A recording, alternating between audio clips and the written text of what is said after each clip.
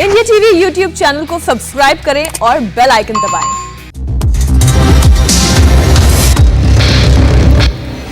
आप देख रहे हैं जीतेगा इंडिया। नमस्कार, मैं हूं अजय कुमार। हम सब जानते हैं कि अगर कोरोना की लड़ाई को लड़ना है, इस जंग को जीतना है, तो उसके लिए सिर्फ और सिर्फ वैक्सीन हमारा हथियार है। लेकिन एक नई तकनीक है जिसके जरिए वैक्सीन उन जगहों तक पहुंचाई जाएगी, उन लोगों तक पहुंचाई जाएगी जहां सुदूर इलाके हैं, जहां हम नहीं पहुंच सकते। अब ड्रोन का इस्तेमाल किया जा रहा है। जी हां, भारत सरकार ने इसको लेकर टेंडर भी कर दिया है। ड्रोन का इस्तेमाल किया जाएगा, वैक्सीन ड्रोन में रखे जाएंगे, ड्रोन वैक्सीन का कैरियर होगा और दूर दराज के इलाकों में ड्रोन के जरिए वैक्सीन की डिलीवरी होगी। और इसके साथ साथ तैयारियां यहां तक हैं कि अगर दूर दराज के इलाकों में यह सप्लाई सुनिश्चित हो गई तो कल को आपके घर पर, आपकी ग्रुप हाउसिंग सोसाइटी के ठीक बाहर एक ड्रोन लैंड करेगा, उसके अंदर वैक्सीन होंगी, डॉक्टर वहां से वैक्सीन निकालेंगे और आपको लगा देंगे। इससे बेहतरीन बात और क्या हो सकती है?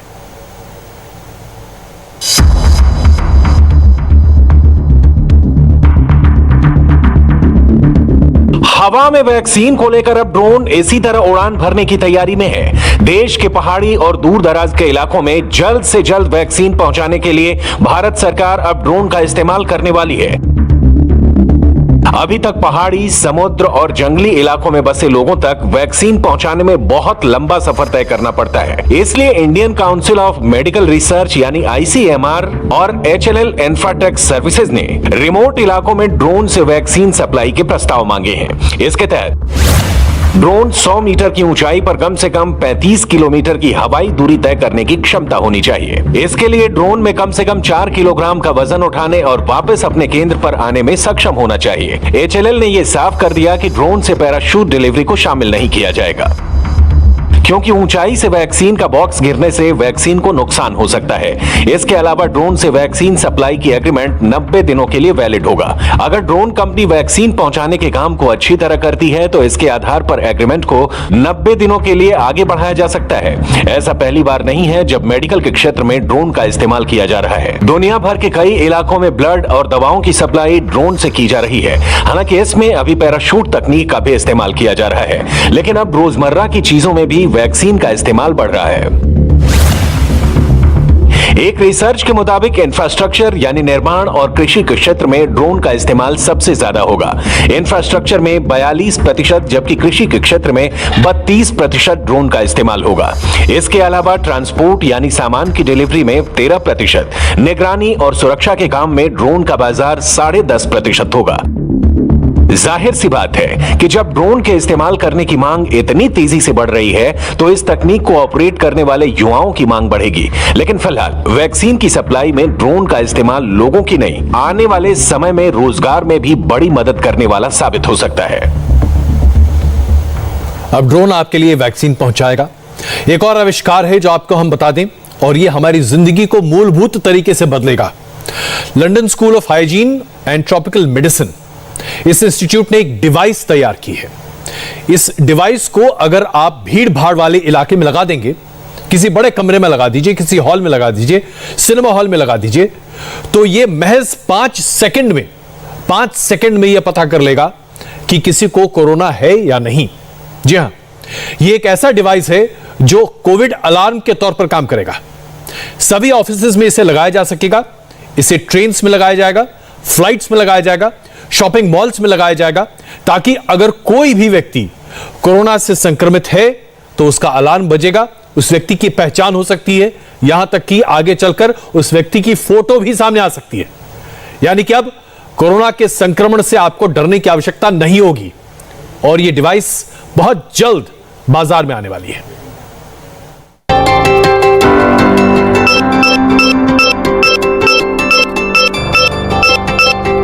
कोरोना की तीसरी लहर से बचने के लिए ब्रिटेन के वैज्ञानिकों ने ऐसी डिवाइस तैयार की है जो भीड़ भाड़ वाली जगहों पर कोरोना के मरीजों की पहचान कर लेगी। इतना ही नहीं, ये डिवाइस बिना किसी RT-PCR टेस्ट के आसानी से दफ्तर, मॉल या ट्रेन और हवाई जहाज में कोरोना संक्रमित लोगों के बारे में बता देगी। यानी इस नए आविष्कार से कोरोना की लड़ाई और आसान होने वाली है। ब्रिटेन के London school of hygiene and tropical medicine और डरहम यूनिवर्सिटी ने रोबोटिक तकनीक से ceiling mounted corona alert device तैयार की है। कोरोना अलर्ट महज 15 मिनट में कमरे में मौजूद कोरोना संक्रमित की पहचान कर देगी। यदि कमरा बड़ा हुआ तो ये डिवाइस 30 मिनट में कोरोना मरीज की जानकारी दे देगी। अब तक की रिसर्च में ये डिवाइस कोरोना मरीजों का पता लगाने में 98 से 100% तक कारगर साबित हुई है और इसकी कीमत करीब 5 लाख रुपए हो सकती है। अब ये डिवाइस कैसे काम करती है ये भी समझिए। वैज्ञानिकों के मुताबिक कोरोना मरीज की स्किन और सांसों से बाहर निकले केमिकल का पता लगाकर संक्रमितों की पहचान करती है। रिसर्च में यह सामने आया है कि शरीर में कोरोना वायरस के चलते सांसों के जरिए एक विशेष तरह की गंध पैदा होकर बाहर निकलती है, जिसे डिवाइस में लगे सेंसर पहचान लेते हैं। इसके बाद संक्रमण की जानकारी देने के लिए संबंधित व्यक्ति को मोबाइल पर मैसेज भेज देती है। ऐसे में संक्रमित मरीज को दूसरे लोगों से आइसोलेट करके कोरोना को फैलने से रोका जा सकता है। ये साफ हो चुका है कि कोरोना की लड़ाई को जीतने के दो ही हथियार हैं, पहला टेस्टिंग और दूसरा वैक्सीन। भारत में वैक्सीन की रफ्तार धीरे धीरे बढ़ रही है और इस तरह डिवाइस के आने के बाद समय से पहले ही कोरोना मरीजों की पहचान के जरिए बड़ी मदद मिलने वाली है।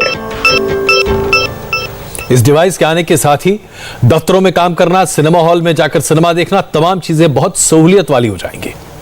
अब एक और आवश्यक जानकारी जो आपके लिए हम प्रस्तुत करना चाहते हैं।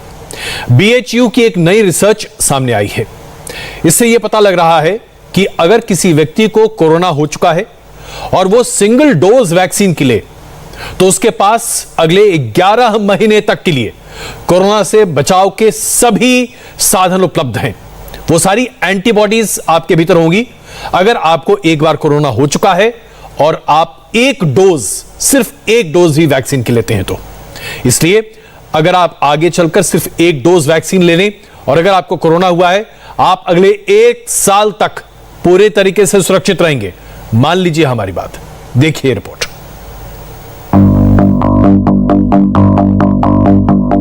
क्या कोरोना को खत्म करने के लिए वैक्सीन की सिर्फ एक ही डोज काफी है? क्या वैक्सीन की पहली डोज से वायरस से बचा जा सकता है? ये वो सवाल हैं जो इस समय पूरी दुनिया में वायरल हो रहे हैं, क्योंकि BHU के वैज्ञानिकों की एक नई रिसर्च के मुताबिक कोरोना से ठीक हुए मरीजों के लिए सिर्फ सिंगल डोज ही काफी है।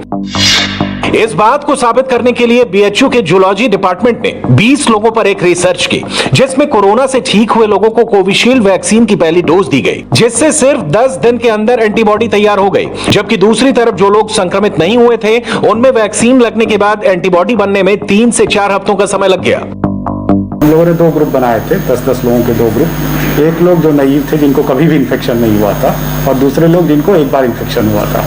फिर हम लोगों ने इनको ये देखा कि जो वैक्सीन लग रही है तो कितने दिन में एंटीबॉडीज बन रही है। तो जो लोग इन्फेक्टेड थे, पहले होकर ठीक हो चुके थे, उन लोगों में 7 से 10 दिनों के अंदर ही एंटीबॉडीज बन गई और अच्छे अमाउंट में एंटीबॉडीज बनी।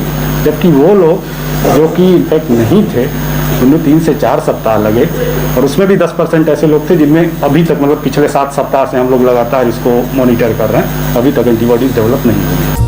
BHU के वैज्ञानिकों की माने तो कोरोना से ठीक होने वाले मरीजों के लिए पहली डोज काफी है। ऐसे लोगों को दूसरी डोज की जरूरत नहीं है, क्योंकि शरीर में कोरोना से लड़ने के लिए 10 दिन में एंटीबॉडी तैयार हो जाती है। ऐसे में देश में चल रही वैक्सीन की कमी को दूर किया जा सकता है। BHU के इस रिसर्च के सामने आने के बाद वैज्ञानिकों ने प्रधानमंत्री नरेंद्र मोदी को एक लेटर भेजकर कोरोना से ठीक हुए लोगों को एक डोज लगाने का सुझाव दिया है। हम लोग इस लेवल पे पहुंचे, फिर और लोगों का, सारे लोगों का टेस्ट करने के बाद हमको ये समझ में आया कि कुछ लोग ऐसे हैं हमारे सोसाइटी में जिनको इन्फेक्शन हो रहा है, वो ठीक हो जा रहे हैं और उनको पता भी नहीं चल रहा है। और जैसे ही उनको वैक्सीन लगी, फिर हमने टेस्ट किए, तुरंत जो है 7वें दिन उनके अंदर एंटीबॉडीज आ गई, वो भी बहुत हाई अमाउंट में आई।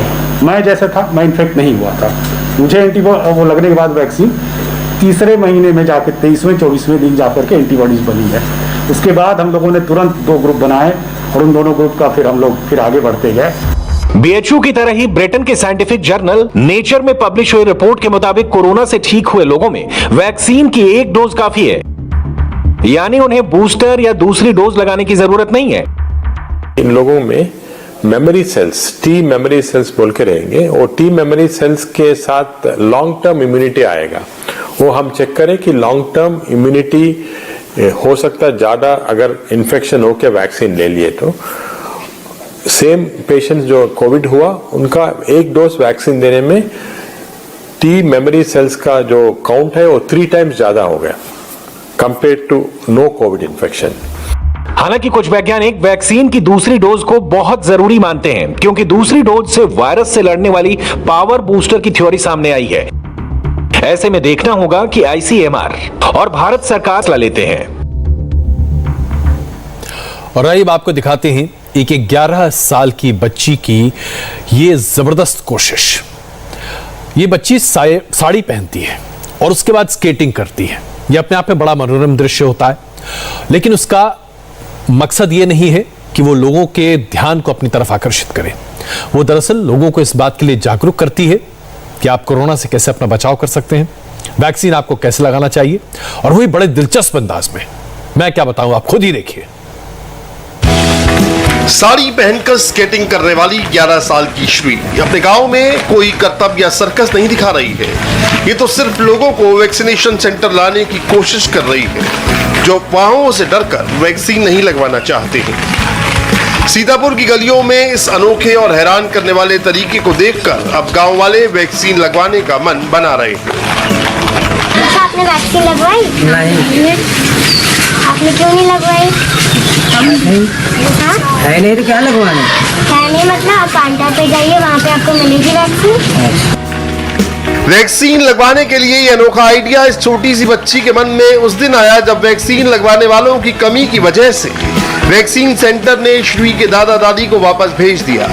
वैक्सीन लगवाने के लिए कम से कम 10 लोगों का होना जरूरी है।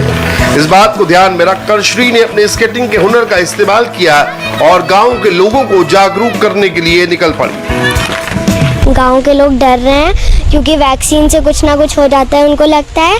तो तभी मैंने ये सोचा कि मैं स्केट चलाती थी गांव में, तो जो है लोग मेरे पीछे पीछे चलते थे। तो हमने सोचा, मेरे दिमाग में एक आइडिया आया कि जो है हम स्केट पहन के सबके साथ जो है पूछेंगे वैक्सीन आपने लगवाई कि नहीं लगवाई, और आप लगवा क्यों नहीं रहे, आप में डर है या कुछ है। तो इस वजह से मैंने ये सोचा। कोरोना की लड़ाई में सिर्फ वैक्सीन ही ऐसा हथियार है जो वायरस से जान बचा सकता है, लेकिन वैक्सीन पर फैलाई जा रही अफवाहों की वजह से लोग वैक्सीन लगवाने से बच रहे हैं। ऐसे में एक बच्ची की अनोखी कोशिश वैक्सीन लगवाने की मुहिम में एक अच्छी पहल साबित हो सकती है।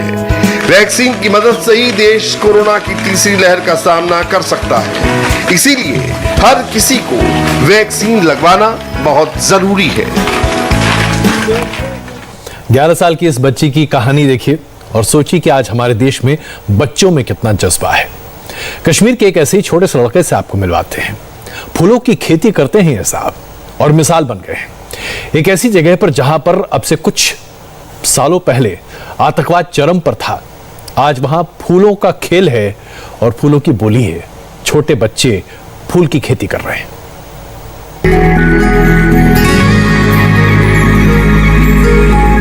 कश्मीर के रहने वाले शाहिद भट्ट अपनी मेहनत और कोशिश के दम पर आज कश्मीरी फूलों के एक छोटे से व्यापार को बहुत बड़ा बना चुके हैं। कोरोना काल में जहां व्यापार को बड़ा झटका लगा, तो वहीं शाहिद ने अपने फूलों के व्यापार को फैलाने का काम किया।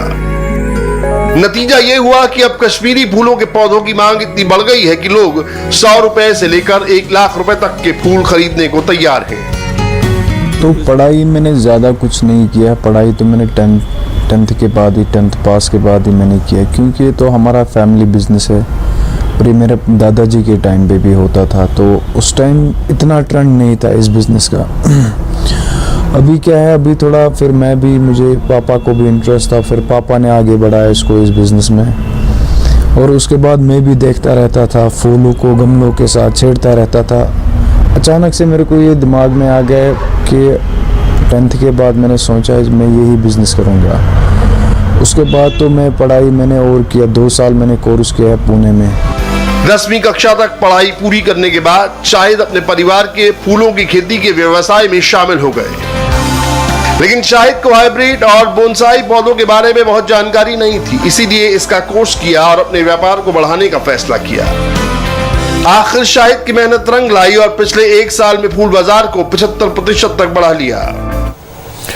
तो ऐसे ऐसे जज्बों के साथ आज हमारे नौजवान अपने लिए रोजगार भी जमा कर रहे हैं और कोरोना काल में पर्यावरण के लिए भी मदद कर रहे हैं।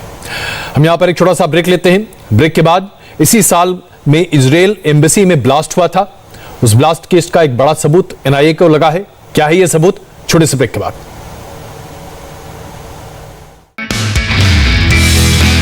नमस्ते, मैं हूं मीनाक्षी जोशी। वीडियो और खबरों से अपडेट रहने के लिए India TV YouTube channel subscribe करें, बेल आइकन दबाना ना भूलें। जुड़े रहें इंडिया टीवी के साथ।